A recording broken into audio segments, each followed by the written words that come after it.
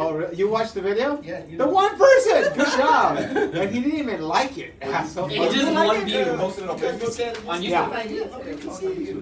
Get closer, guys, because I want you to love it. Come on, get closer. Hey, come on, get closer. Hey, I know y'all want to be closer. You need to Anyway. get yourself. All right, guys. Here's the deal.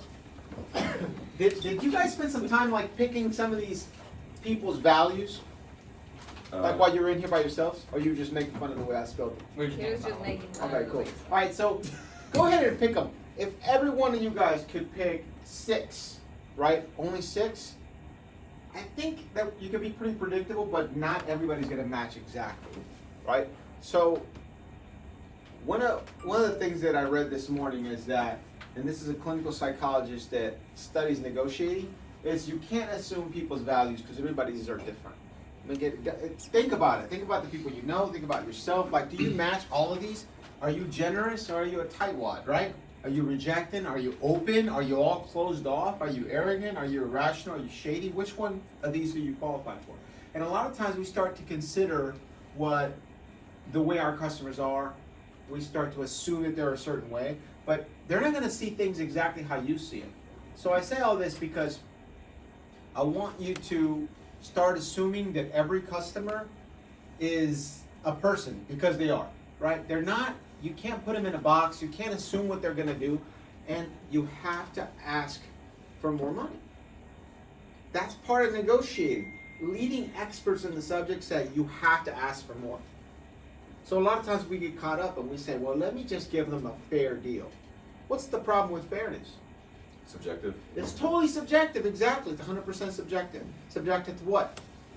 People's personality and their values, what they see as important parts of their personality, right? So it's totally subjective. So you can get caught up in the fairness, and you can get caught up in, oh, let's just explain to them and give them the details, and as long as I give them transparency and everything like that, customers are going to be fine. The fact is that they're not. They're not. It's all about starting point. You got to see value in the product. Where's the starting point and where you're going to end up. And this has been proven. 2 clinical psychologists in 1996 did a study. In the study, they had a group of students, about 100, and they broke them up in 4 different juries, right?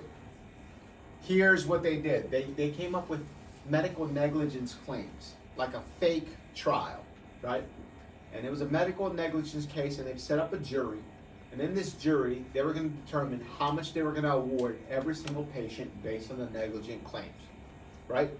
Everybody got the same exact subject, same exact negligence, same exact case, timelines, everything was exactly the same.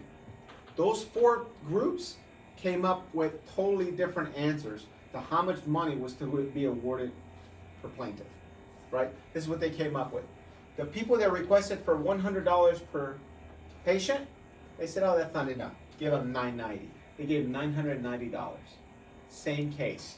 Trial again, they requested $20,000. The jury says, no, give them 36. That seems to be fair. Same thing, same case. They said, fuck that, give them $5 million. Your guys are sleazebags. Guess what? They awarded $440,000 per patient, per plaintiff. Right? What changed? Starting went down. Wow. The last one, $1 billion per plaintiff, $490,000 per plaintiff is what they awarded. Now this is all play money, but this actually happened. So when presented with the same exact case, when presented with the same exact details, doctors, timelines, every single thing, the starting point was the main determinant of where they ended up. It wasn't value, it wasn't perspective, it wasn't fairness, it was the starting point.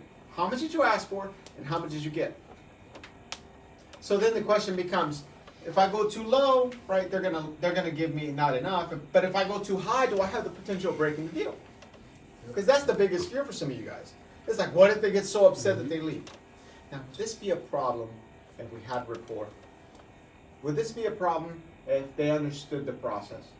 Would this be a problem if they liked you? If they hated their current car?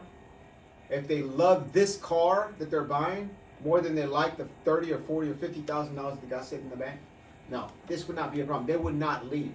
if you are concerned the customer's gonna leave, that you're gonna break the deal, then maybe, you just can't make that judgment. You can't say, oh, don't hit him for $990. Why? $990 a month is too much. $990 a month with $5,000 out of pocket, geez, that's too much. Martin always says that the best predictor of the future is the past. Their max payment before was $500. So you don't want to ask for the $990, $5,000 out $990. What do you say? Things that you would say. What do you say? That's a lot of money. What else? It's 4 years now. No, but what would you? I see your eyes when you get hit with a payment that's too high. What do you do? Oh shit. The customer's gonna You oh leave. shit. Yeah. You see the customer's gonna leave. What else? Damn. Damn. You should see your shoulders go from this to this. Oh no. I'm about to get eaten up alive. Sure this is right? Are you sure this is right? Damn, they're not gonna do it. I'm telling you they're gonna leave. What chances do you have? But remember, whose eyes are you looking at the payment through? Your own. Your own. Through what values? Your own value. Your own values. So, if everything is subjective, what the fuck does what you think about a car deal have anything to do with what they're gonna think about it? Not a damn thing. That is a definition of capitalism, right? You push, you test, you push, you test. Don't try to be fair. Don't try to assume what they're gonna do. Don't try to come up with the sweet spot. It's about how high can you hit them. That's really it. Is it wrong?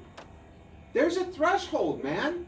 Customer has expectations, and they have the max they'll pay. Sales guys have expectations, and hopefully the less they'll take. So there's like a sweet spot in the middle where you guys are going to negotiate, and hopefully both parties are going to be happy. But don't assume. Don't make a decision for the customer. Don't work the manager before you work the customer. Everything you see is based on what you give value to, right? You don't see, everybody here wants to be subjective, and they say, you know what, I'm really, really objective rather. I'm really, really objective. I see things as they are. But you don't. You see things how you are. And that's the key that you have to remember. So when you go out with a pencil, if they're hitting you high, you should thank them. Thank the manager. Thank you for hitting me so high. Oh, this is a lease. How come the lease is higher than a purchase, Giraldi? What the hell are you doing? What can Giraldi say? Dude, first of all, hit him. Secondly, wouldn't that be beneficial to you anyway? Wouldn't it make you more commission? Yes. And is it really wrong if the customer sees value and then there's no, at 3 years is done, guys. There's a contract that says there's a means to an end here. At 3 years, 2 years, whatever that lease says, it's done. They can wash their hands from it. It's not going to carry on for 10 years. It's done. Is it wrong for him to ask for more? You say thank you. Why? Because this is going to end up at a higher commission. That's just part of negotiating. Now, I would like everyone here to just sell the car for the first pencil, but the problem with that is that we have history fighting against us, right? What are the expectations? What is the history of the car business? Expectations are going to give you a hell of a deal, right? They're going to discount the shit out of the car. Hell of a deal, discount the shit out of the car. And when they get here, a lot of their expectations get shifted. People get angry. People get emotional because we're not getting what I'm boring Sam. We're not getting what they want. Does that make sense? Yes. So think about that. Think about this study.